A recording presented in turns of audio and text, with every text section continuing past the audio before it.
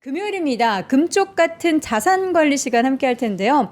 부동산 이야기 하려고 나오셨죠? 부동산 박사 정보현 부장님 함께 합니다. 부장님 어서 오세요. 네, 안녕하세요. 정보현입니다. 반갑습니다. 네.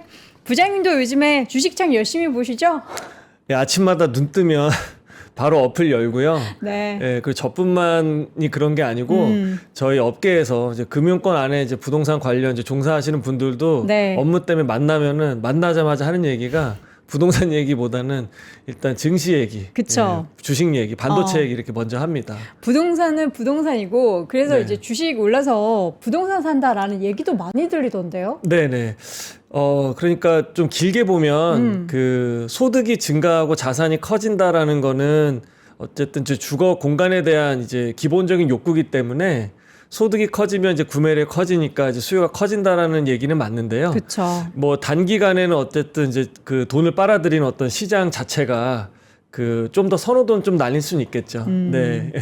지금 제 주변에도 보면은 물론 이제 부동산을 작년에 산 친구들이 네. 꽤 많았어요. 네, 이렇게 뭐 네. 정책 부분도 이슈가 있었고 해가지고 고전에 얼른 사자라는 네. 그런 수요가 있었고 또 나이대가 나이대다 보니까 이제 신생아 대출 이런 거 그렇죠. 해가지고 내 집 마련해보자 해서 네. 한 9억에서 11억 사이 이렇게 네. 집을 산 친구들이 있었는데 그게 뭐 서울권도 있고 경기권도 네. 있고 근데 그 사이에 네. 우리 이전에 한번 다뤘었잖아요. 예, 예. 15억 미만 아파트의 네. 상승률이 대단했다고. 예, 근데 예. 그 집들도 친구 집들도 한 네. 3, 4억씩 더 올랐다고 그러더라고요. 그렇죠. 그러니까는 이게 그 상승률만 보면 네. 퍼센테이지만 보면은 뭐 주식에 비교할 건 안 되지만 100%, 200% 예, 나오니까. 들어가는 이 모수 자체가 금액 사이즈가 크니까 그렇죠. 네, 좀 이제 가격을 얘기를 들으면 부동산이 이렇게 생각보다 많이 올랐구나라고 좀 느끼게 되는 시기인 것 같아요. 근데 뭐 예를 들어서 뭐 하이닉스나 반도체 관련 주식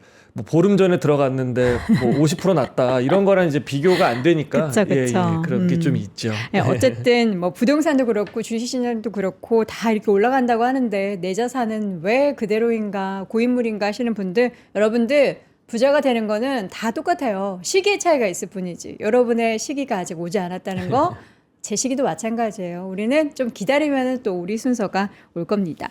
자, 부장님. 네. 제가 방금 전에 소개했었던 그 세미나가 네네. 지난번에도 한번 했었는데 이번에는 그렇습니다. 어떤 식으로 구성이 되는지 궁금한데요. 네, 저희가 그 이런 시공간에 구애받지 않는 줌 세미나를 분기마다 한 번씩 증시처럼 이제 변동성이 크진 않으니까 네. 부동산은 이렇게 분기마다 한 번씩 기획을 하고 있는데요. 일반적으로 시황이랑 투자 전략을 공유하는 세미나 컨셉이 아니고 실제 그 3프로 TV를 구독해 주시는 이제 개개인의 궁금함이 있으실 거잖아요. 그쵸. 내 사연, 나는 어떤 해법을 찾아야 될지 여기에 대해서 댓글로 참여해 주시면 일방적으로 강의 진행하는 컨셉이 아니라 이제 그분의 질문에 대한 답변으로 이렇게 구성이 됩니다. 네. 그래서 많은 분들 참여해 주시고 지난 3월 말에 했을 때도 한 180분 정도 이렇게 참여하셔서 최대한 그 1시간 안에 다뤘었고요. 네. 요번에도 마찬가지로 6월 9일 날 진행이 되는데 올해 시장에서 가장 큰 이제 뭐 변곡점까지는 아니지만 기점이 됐던 게 5월 9일 다주택자에 대한 양도세 중과가 다시 시작되는 그 시점부터 딱 한 달이 경과되는 시점이거든요. 네. 그래서 매물은 다시 좀 사라지고 있고 분양가는 높아지는데 그런 기축 매매를 뭐 선회해야 되는 것이냐 뭐 분양을 계속 고집해야 되는 것이냐 여기 선택의 기로에 놓이신 아마 시청자분들 많으실 텐데 네. 그분들한테 남의 얘기가 아닌 나만의 해법을 찾아드리는 시간으로 좀 준비를 했으니까요.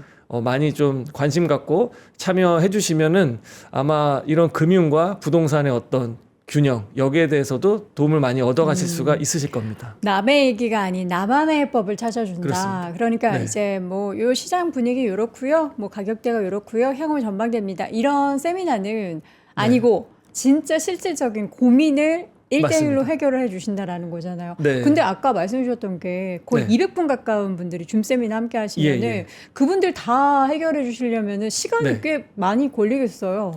네, 그래서 저번에는 어떻게 했냐면은 네. 그 비슷한 지역이거나 유사한 케이스면은 이제 다른 묶어서. 분의 사례를 통해서 가고 그래서 좀 대표성이 있을 만한 것들 중심으로 좀 했었고요. 그리고 2부 때 나올 이제 김지현 세무사님이 네. 세금 관련 질문도 받습니다. 네. 그래서 직접 아마 내선 번호까지 오픈해 가면서 따로 연락 주시면은 상담 일정도 잡고 진행되니까 네. 예, 그리고 만약에 좀 그 1시간 안에 좀 물리적으로 좀 상담이 어렵다라고 하면은 저희가 금쪽 같은 자산 관리 통해서 지금도 댓글 많이 남겨주시는데요. 여기에 또 남겨주시면 실시간으로 저희가 보고서 답변 드리는 걸로 계속 이렇게 입체적으로 팔로업을 챙길 계획입니다. 혹시 여러분들 미리 질문 올려주시고 싶다 하시는 분들은 지금 댓글창이나 지금 영상 아래 댓글창에 남겨주시면 또 우리 부장님께서 참고해 주신다라고 하니까 궁금한 내용 많이 올려주시기 바랍니다. 자, 부장님, 제가 앞서서도 잠깐 제 주변 지인을 네. 빌어서 최근에 집값이 뭐 시장도 불장이지만 네. 아파트 가격도 지금 올라가고 있다면서요? 라고 네. 여쭤봤는데 실제로 뭐 통계적으로도 전체적으로 네. 좀 가격이 올라간 추세인가요? 아, 네. 그래서 제가 통계 자료를 준비했으니까 네. 요거 보시면서 숫자로 한번 말씀을 좀 드려보도록 할게요. 볼게요. 예, 준비된 장표 이제 화면 나오고 있는데요. 그러니까 상승세가 좀 둔화됐다라는 얘기는 좀 자세히 살펴보면 둔화됐지만 상승하고 있다. 그러네요. 그리고 전월세 가격은 더 올라가고 있다. 이 얘기인데요. 예, 여기 보시면 서울은 이제 전주 대비해서 한국 부동산원 요번 주 통계 보시면은 0.25%로 소폭 이렇게 좀 감소한 것으로 좀 볼 수는 있습니다. 네. 이제 전국적으로 보시면은 이렇게 플러스 마이너스 혼조한 상태인데 서울과 수도권이 끌어올렸기 때문에 뭐 전주 대비해서도 소폭 이렇게 상승하는 모습이고요. 수도권이랑 서울이 전주 대비해서 좀 이렇게 소폭 좀 둔화된 모습입니다. 그러니까 아무래도 이제 6월 3일 날 다음 주 예정돼 있는 이제 지방선거를 앞두고서 좀 상승폭이 좀 관망으로 돌아선 느낌으로 좀 나타날 수가 있겠고요. 네. 여기 지역별로 다 나타나진 않았지만은 지역별로 전 좀 놀랬던 부분이 아까 이제 뭐 반도체 얘기도 살짝 해주셨잖아요. 그러니까 화성시의 동탄이 네. 이렇게 부동산원 통계 발표한 이후에 가장 역대급으로 주간 단위로 많이 상승을 했었어요. 아니, 며칠 요번 전에 주에. 기사에 굳이 그거를 그렇게 밝혀야 되나 싶은데 네. 뭐 삼성전자 뭐 98년생 뭐 네. SK하이닉스 99년생 부부가 예, 동탄에 16억짜리 집을 샀다. 뭐 이런 아. 글이 올라오더라고. 뭐 현금으로 다 샀으니까 그렇게 나오겠죠. 그렇죠. 그런 네. 기사들이 이제는 더 많이 나올 것 같다는 생각이 좀 들어요. 네, 뭐 슈퍼사이클에 들어갔고 성과급을 또 좀 매년 나눠서 받기도 그쵸, 그쵸. 하니까 이런 이제 소득이 앞으로 향후에 또 미래에 또 현금 흐름이 확보가 됐다 보니까 그러니까 동탄 같은 경우가 0.5% 가까이 주간 단위로 네. 그러니까 0.49%니까 한참 이제 서울 한강벨트 불장일 때 그런 마용성 정도로 올랐던 거고 뭐 분당이나 뭐 동남권 벨트가 그 동탄만큼은 아닌데 한 0.2% 정도 주간 단위로 상승을 요번 주에 했더라고요. 그래서 저도 시장 참여자로서 이 지역적으로 이 소득이 어떻게 시장에 좀 반영되는지를 계속 모니터링하면서 여러분과 시황을 함께 나눌 계획입니다. 네. 그리고 화면 다시 한번 잠깐 보여주시고요. 예, 빨간색은 이제 전세 시장인데요. 매매 시장보다는 확실히 조금 더 상승폭이 좀 큽니다. 네. 물론 이제 전주 대비해서 소폭 이렇게 둔화되긴 했지만 0.26%인데 이게 주간 단위다 보니까 여기다가 52주를 곱하게 되면 1년에 한 20% 가까이 상승을 하는 모습이에요. 그러니까 올해 전세 보증금이 뭐 5억이었다라고 하면은 2년 후에 지금 같은 추세라고 하면은 40% 정도 올라가는 이제 그런 분이 7억 이렇게 되는 분위기라서 와. 이제 그게 정말 가능할까? 왜냐면 이제 전월세 시장에 대한 불안 얘기 많이 해가지고 네. 제가 요것도 한번 준비를 좀 해봤는데요. 이거 뭐죠? 네, 이게 이제 매주 나와 있는 거를 연도별로 이제 합산한 통계치입니다. 근데 하단 연으로 보시면은 환산한 거죠? 네, 그러니까 작년에 보시면 이게 매매 가격 지수인데 서울이 이제 1.83%가 올랐다라는 얘기는 작년 1년 52주 차가 아니고 여기 밑에 보시면은 작년 올해까지, 그러니까 전년 동기 기준입니다. 그러니까 작년에 이제 5월 마지막 주까지 서울이 1.83% 올랐다. 그리고 경기는 오히려 0.38% 빠졌다라는 얘기인데 네. 아까 이제 앵커님 이제 주변 친구랑 지인분들도 어느새 스멀스멀 올랐다라고 말씀하셨잖아요. 맞아요. 그러니까 작년과 비교했을 때 지금 속도가 좀 빠른 국면으로 올라가고 있는 모습입니다. 요거는 약간 그 5월에 있었던 정책적인 영향으로 단기적으로 좀 밀어 올렸던 영향이 좀 컸던 것 같다라는 생각이 들긴 하는데. 네네. 그런 측면도 좀 있고요. 네. 네. 그래서 전세까지 한번 살펴보시면은 전세는 이제 매매보다 더 많이 올랐죠. 이렇게 0.47%, 3.47%, 경기가 이제 2.6%니까, 저번과 비슷하게 그 상승의 어떤 기울기 측면에서는 조금 더 살펴봐야겠지만, 방향 자체에 대해서는, 증시만큼 뜨겁진 않지만 부동산도 고가 주택은 멈춰 있는 건 맞는데 그쵸. 15억 이하 또는 이제 평균 가격대 또는 이제 중위 가격대에서는 상방에 대한 압력이 여전히 좀 강하다라고 좀 정리를 좀 해드리고 싶습니다. 부장님 네. 지금 보면은 네. 전세가의 상승률이 더 지금 가파르게 나타나고 있는 네. 거잖아요. 예, 근데 맞습니다. 우리가 항상 얘기하는 게 전세가 올라가면 그게 매가를 올린다 항상 네네. 얘기를 하는데 예. 그러면은 전세가 지금 굉장히 기근인데 네. 그러면 자연스럽게 전세가가 올라갈 수밖에 없는데 네네. 향후에 그럼 이걸 유추해 봤을 때 하반기에 집값의 상승세가 지금 상반기처럼 네. 좀 더 이어진다라고 볼 수 있을까요? 네, 흐름은 이어질 가능성이 높다고 보고 있죠. 그 근거 중에 하나가 앵커님 방금 말씀하신 네. 것처럼 전월세 시장의 불안이 임차 수요를 매매 수요로 좀 바꾸는 그런 쪽으로 작용을 많이 할 겁니다. 그러니까 예전처럼 전세자금 대출을 늘려주거나 네. 전세를 안고 살 수 있는 갭 투자가 지금은 토지거래 허가 때문에 원천적으로 차단이 돼서 그렇죠. 예전에 유동성이 팽창되면서 이제 전세가가 매매가를 이제 밀어 올리는 그런 형국까지는 아닌데 어쨌든 집을 살 수요가 아닌데 주거비가 많이 올랐네. 그리고 전세 물량이 생각보다 없네. 아, 어쩔 수 없이 그냥 월세 낼 바에는 그냥 조금 대출 껴서 그냥 사는 게 낫겠다. 이런 수요로 좀 전환되는 건 좀 일부 있을 것 같아요. 네. 네. 아까 이제 동탄 집값 얘기를 해주셨는데 네. 이제 동남권에 사실 이제 SK하이닉스와 삼성전자라는 정말 네. 좀 규모가 큰 예. 대기업이 두 개가 있잖아요. 근데 네. 뭐 성과급도 많이 준다고 하고 네. 또 삼성전자는 없었던 이제 주택 마련하는 대출도 그쵸. 또 네네, 내부적으로 사내 마련해 복지 준다고 대출도. 하고 네. 그렇게 되면 진짜 동남권에 있어서의 집을 사려는 수요가 네. 엄청나게 폭발적으로 늘어날 것 같아서 예, 예. 와 이거 집 사기도 쉽지 않겠구나라는 그런 경쟁률이 대단하겠구나라는 생각이 많이 듭니다. 네, 그렇죠. 지금 경기도의 그 신축 아파트 네. 분양 가격도 최근에 뭐 광명시 같은 경우 보면은 전용 84 타입이 뭐 15억, 그리고 거래되는 것도 18억 이렇게 되는 상황에서 어이구.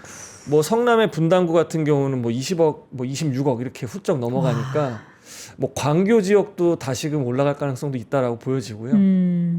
예, 어쨌든 그 경제적 과실이 그 지역 전반의 어떤 주거용 부동산으로 가는 거는 그러네요. 예, 당연한 어떤 공식과도 같은데 이게 이제 그분들이 갈아타기를 뭐 서울의 강동구나 송파까지도 보고 있는 수요층도 일부 있어서 그리고 여기에 뭐 하반기부터 예정돼 있는 정부의 부동산 관련 정책들이 어떻게 퍼즐을 맞춰지느냐에 따라서 수요가 좀 물대기가 좀 달라질 가능성은 좀 있다라고 보여집니다. 네. 자, 그리고 집값 관련해서 영향을 미칠 만한 이슈들 몇 가지 짚어보자면, 지난 5월 9일에 다주택 양도세 중과가 다시 시작된 이후에 어떻게 전후 흐름이 조금 네. 달라진 게 있나요? 아, 네. 다주택자 매물이 3월 말에서 4월 초까지 매물 출회가 아주 극도로 이제 많이 나왔어서 네. 매물도 뭐 1월 5주차 때 이재명 대통령 발표하시고 나서 5만 7천 호에서 서울 기준으로 8만 호까지 두 달 동안 20% 이상 급증을 했었고요. 그래서 가격은 상당히 좀 잡히는 이제 그런 모습이었고 특히나 이제 강남권에서 이제 5월 9일이 지나고 나서는 매물이 많이 감춰졌습니다.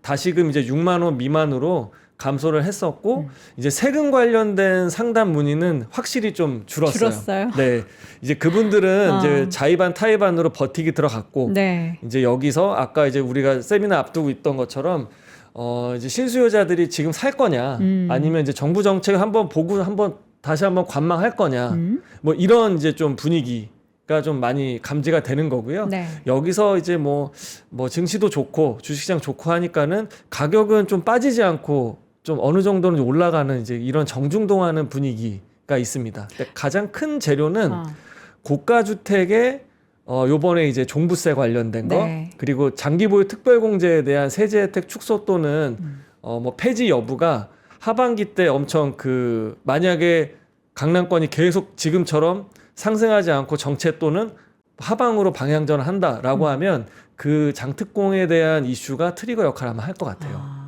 그걸로 말미암은 집을 좀 파는 수요들이 그렇죠. 좀 생기겠네요. 또. 그렇죠. 그러니까 구체적으로 말씀드리면 이겁니다. 예를 들어서 뭐 중위 가격이나 평균 가격의 집을 오랫동안 보유하신 분들은 이 장특공 뭐 축소에 대해서 크게 뭐 부담이 없어요. 근데 이제 연초부터 언론 매스컴에 많이 노출됐던 게 예전에 한 3, 40년 전쯤에 뭐 몇 억 안 되는 돈을 사셨는데 강남권 같은 경우는 그동안 많이 올랐으니까 그렇죠. 이게 막 50억, 60억, 뭐 압구정동은 뭐 한 80억 이렇게 되면은 차익이 한 7, 80억 발생이 됐는데 네. 양도세를 장특공 80%를 공제받고 나니까 몇 억 안 내는 거예요. 근데 그 기간 동안 내가 근로소득에 대한 세금은 훨씬 많이 냈잖아요. 그쵸. 그러니까 여기에 대한 이제 과세형평에 대한 얘기가 나오면서 어느 정도 가격 이상의 고가 주택은 장특공을 좀 차등으로 적용해야 되는 게 아니냐 이런 이제 얘기가 나오기 시작하면서 고가 지역에 있는 분들이 그러면은 이 세제 혜택이 축소되기 전에 얼른 일단은 좀 팔아서 소위 이제 좀 털고 가자. 네. 뭐 리셋해서 가자. 뭐 이런 움직임이 동시다발적으로 병목이 생길 수가 있어요. 그렇죠. 네, 이제 그게 아마 큰 이제 변수로 이제 아마 하반기 때 그게 작용할 가능성도 혹시 있습니다. 예정돼 있는 월이 있나요? 3분기, 4분기? 보통 이 한 건만 가지고 예정돼 있다라기보다 보통 이제 매년 7월 말 8월 초에 그 이제 세제 개편안이 이제 정례적으로 그때 그 담겨 있다 보니까 올해 이제 세법 개정안에 7월 말에 이 내용이 아마 담기지 않을까라는 예상을 하고 있는 거죠. 그러면 새벽 개정안에 담기면 이게 바로 시행이 되는 건가요? 바로 시행되진 않고요.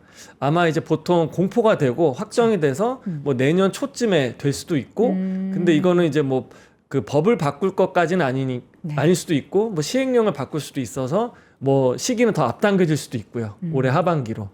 그렇게 된다면 가을께부터는 네. 공급 물량이 강남 고가주택 중심으로 좀 많이 나올 수도 있다. 네네, 그렇습니다. 뭐 세금을 감당할 수 있는 분들, 뭐 아까워하지 않는 분들은 그렇다고 네네. 치지만 그분들 중에서는 이제 딱 그 집 한 채를 재산으로 가지고 계신 분들도 네네. 일부 있을 수 있으니까. 네, 생각보다 많습니다. 고령자의 현금 흐름이 부족한데 그냥 네. 쭉 오랫동안 사셨는데 이게 좀 고가로 돼서 근데 그분들이 좀 많이 이제 의사결정을 앞두고 불안해하실 수가 있죠.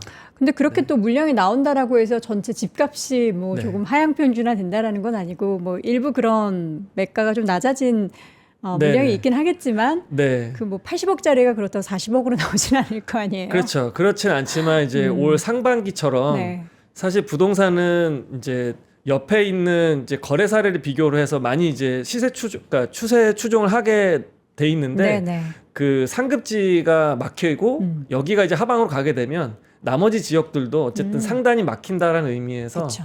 예, 어쨌든 시장 안정화에는 뭐 긍정적인 영향이 있을 수 있다고 생각합니다. 그럼 뭐 이제 여러분들이 강남권에 나 한 뭐 50억짜리 집 사려고 했었는데 한 3억 정도가 부족했다. 이런 분들 아마 좀 도전해 보셔도 좋을 것 같은데 사실 이거를 보유하고 계신 분들 입장에서는 꽤 많은 고민을 하실 것 같기는 해요. 이거를 네. 어떻게 좀 증여를 해야 되나 아니면 이거 팔아서 좀 이제 자산화 시켜가지고 네. 조금 이제 가격 조금 더 저렴한 쪽으로 이제 이사를 하고 이걸 증여할까 뭐 이런 고민들을 되게 많이 하실 것 같아서 네. 하반기 때는 정부장님도 그렇고 우리 세무사님도 그렇고 좀 네. 다시 바빠지지 않을까라는 생각이 듭니다. 아, 네. 그래서 이번에 이제 지방선거도 있고 그렇죠. 그래서 뭐 재건축 관련된 이제 엮여 있는 분들이 꽤 많으시거든요. 관련된 어떤 세금이나 뭐 매도, 뭐 증여, 상속 이런 이제 뭐 문의가 많이 있을 것 같아요. 네. 말씀해주신 것처럼 이제 지선이 바로 다음 주입니다. 6월 네. 3일에 지금 예정이 돼 있는데 서울시 안에서만 좀 일단 네. 확인을 해보자면 각각의 이제 공약들이 네. 있잖아요. 그런 걸 보면서 이제 부동산이 향후에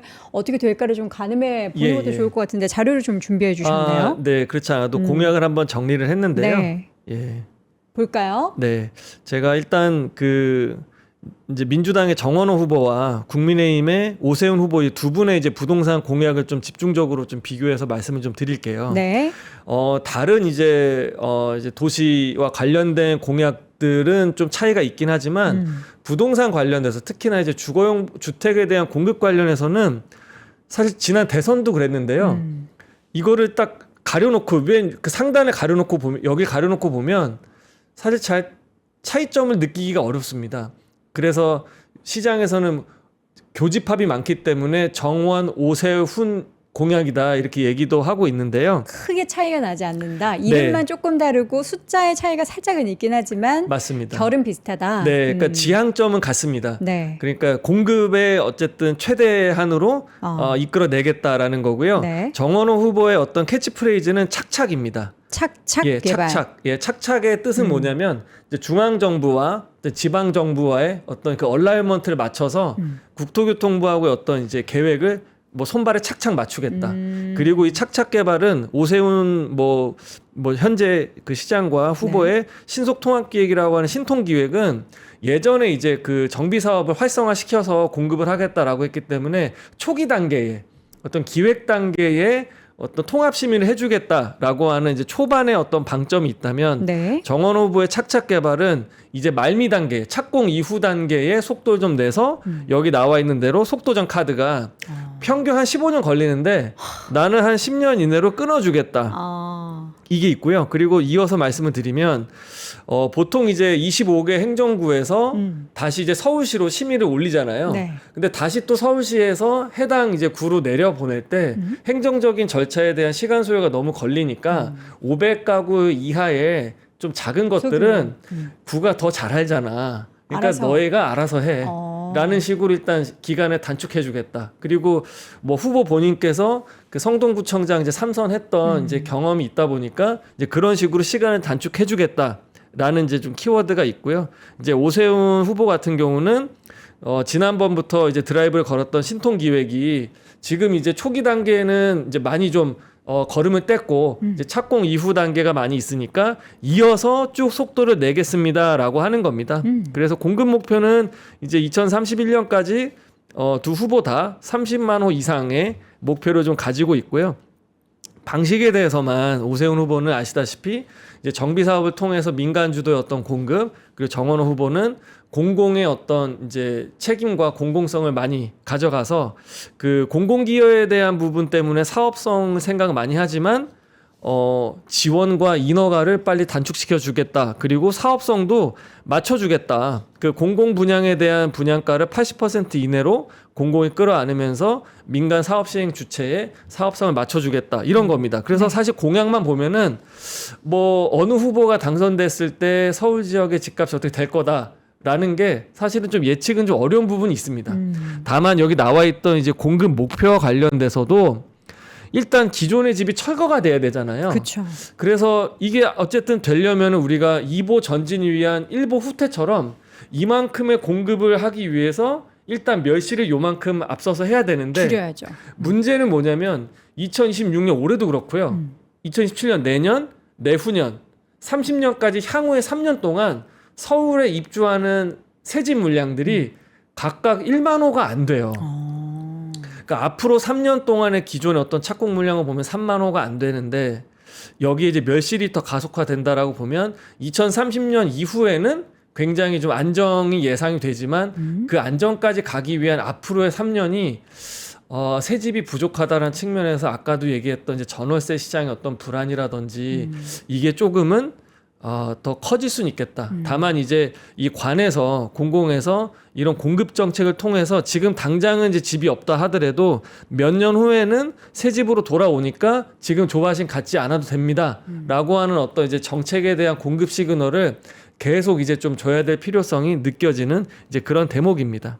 사실 이 몇 년이라는 게 네. 뭐 누군가에게는 굉장히 짧은 시간이 될 수도 있는데 몇 년 동안 주거의 불안정이 좀 있다 한다면은 사실 그렇게 그쵸. 반갑진 않거든요. 네, 엄청 불안하죠. 네. 근데 어쨌든 두 후보 간의 공약들을 보면은 공급을 확실히 늘리기 위한 뭔가 속도를 좀 낸다라는 기대감을 가져볼 수는 있는 것 같습니다. 네, 사실 맞습니다. 전 출근길에 항상 지나다니는 강변북로 옆에 그 한남동이 있잖아요. 네네네. 거기를 다 이제 민둥사이 철거를 됐죠. 하고 네. 근데 그게 고가 굉장히 높더라고요. 네, 맞습니다. 그거 언제 다 파내나 싶은 생각이 드는데 네네. 아파트가 거기 엄청나게 들어온다면서요. 네, 그 말씀하신 곳이 한남 3구역이고 그 순천향대학병원 맞아요. 있는 곳부터 이제 한남 그 IC 부근에 네. 그 민둥산이 됐죠. 이제 거기가 2031년에 예, 그때 이제 입주를 앞두고 있는데 2031년이면 아직 멀었네요. 네, 그쵸. 그 말씀하신 대로 거기가 경사가 있기 때문에 아마 집안을 다지는 공사가 시간이 좀 더 걸릴 거고. 그거 언제 다 파내죠, 진짜?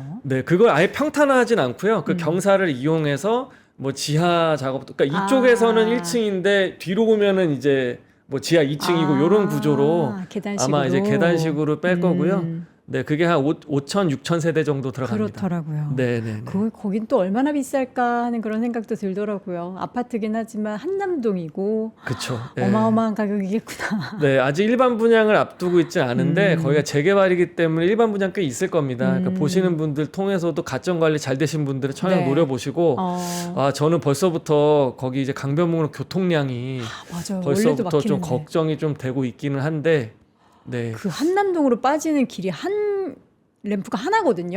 그쵸, 하나죠. 거기 항상 막히거든요. 네네. 근데 거기 아파트가 생긴다? 어이구. 그러니까 물론 벌써부터. 이제 교통 영향 평가를 심의 과정을 다 했겠지만 네. 어쨌든 물리적으로 늘어나는 교통량이 이제 거기 줄줄이 가잖아요. 그러니까요. 4구역, 5구역까지. 네. 어쨌든 공급이 많아지는 정책은 계속 후보들 간에서도 나오고는 있는데 우리가 지금 생각했을 때는 당장 내년부터 공급이 늘어난다는 아니고 네. 짧게는 한 3, 4년, 네. 길게는 한 10년을 네네. 바라보는 시장. 맞습니다. 10년이라고 하니까 내일이 아닌 것 같다는 생각이 좀 들어가지고 예. 어쨌든 이제 부동산 시장의 최근의 변화는 일단 5월에 있었던 이슈 그리고 지금 지방선거 또 향후에는 세법 관련해서 7월 말에서 8월 초에 있을 변화인데요. 뭐 저희가 그 사이에는 우리 정보부장님 모시고 또 관련한 이야기 나눠볼 테니까 함께 하시면 좋을 것 같고 무엇보다 궁금한 개인적인 상담을 원하시는 분들은 세미나 함께 하시면 좋을 것 같은데 6월 네. 9일 네, 예정인 맞습니다. 거죠. 네. 4시부터 진행이 되고요. 여러분이 궁금한 내용을 올려주시면 거기에 또 안성맞춤으로 답변을 해주는 그런 세미나라고 하니까 여러분 많이 참여해 주시면 좋을 것 같습니다. 자, 오늘 부동산에 대한 이야기 나눠봤고요. 정보현 부장과 함께했습니다. 부장님 고맙습니다. 네, 감사합니다.